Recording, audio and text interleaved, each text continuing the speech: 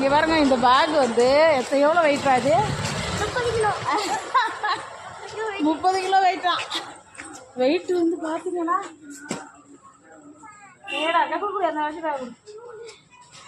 இந்த லஞ்சு பேக்கை தூக்குறதுக்கு தூக்க முடியலையா?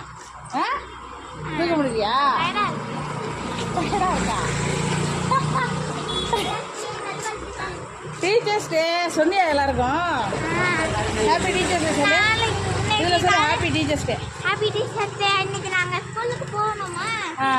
கிளாஸ் ஃபுல்லாக டெக்கரேட் பண்ணி ஹாப்பி டீச்சர்ஸ் டே எழுத்து போடல.